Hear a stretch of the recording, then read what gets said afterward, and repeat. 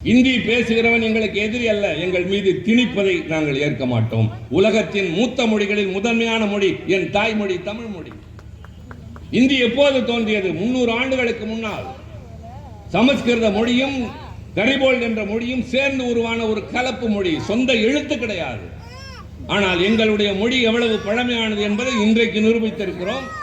ஆதி காலத்தில் மனிதன், கற்கால மனிதன் கற்களை மட்டுமே ஆயுதமாக பயன்படுத்தினான். கேட்டால் சொல்கிறார்கள், யார் உங்களை தமிழை வேண்டாம் என்றது? மூன்றாவதாக ஒன்றை படிக்க கூடாதா? அதைத்தானே நாங்கள் சொல்கிறோம். மூன்றாவதாக இதைத்தான் படிக்க வேண்டும் என்று ஏன் சொல்கிறீர்கள்?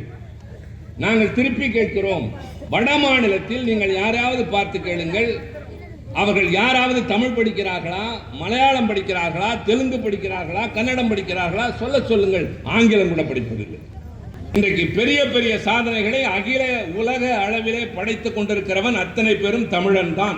அவர்கள் படித்தது தமிழும் ஆங்கிலமும் மட்டும்தான். அடுத்துதான் சொன்னேன், none of them know either Hindi or Sanskrit. இவர்கள் யாருக்கும் இந்தியும் தெரியாது, சமஸ்கிருதமும் தெரியாது. சொன்ன ஒண்ணுதான் கடைசியா காமிச்சிட்டார் பாருங்க.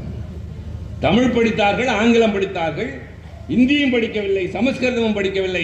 ஆனால் இந்தியாவிற்கு இன்றைக்கு உலக அளவில் பெருமை தேடி தந்திருக்கிறவன் தமிழன் என்றால் நான் எந்த வகையில் பின்தங்கிவிட்டேன்? பிரதமர் என்னை பார்த்தபோது ரொம்ப பரவசமாக, நீங்கள் தமிழில் படித்த போது ஏற்பட்ட அந்த உற்சாகம் எனக்கு குஜராத்தியில் படித்த போது இருந்தது என்றார். அதனால் தான் சொல்கிறோம், எல்லா மொழிகளையும் ஆட்சி மொழிகளாக மாற்றுங்கள் என்று. ஏன் இந்த இந்தியையே பிடிக்க வேண்டும் என்று தோளில் தட்டி போய் வாருங்கள் என்று அனுப்பிவிட்டார். அடுத்து அவர் செய்வது, கூட்டத்தொடர் தொடங்குவதற்கு முன்னால் முன்வரிசையில் இருக்கிற தலைவர்களை பார்த்து கொண்டே வருவார்.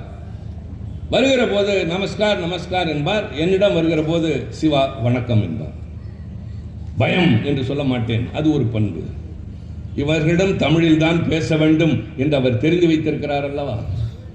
நான் பதிலுக்கு குஜராத்தியில் அவரிடம் நலமா என்று கேட்பேன். அந்த வார்த்தையை கற்று வச்சிருக்கேன். ஆக அவருக்கும் உற்சாகமாகிறது. எதற்காக என்றால், நான் இன்னொரு மொழியை வெறுக்கிறவன் அல்ல, ஆனால் என் மொழிக்கு ஊர் என்று சொன்னால் உயிரையும் தர தயாராக இருக்கிற கூட்டம் தமிழ்நாட்டில் இருக்கிறது.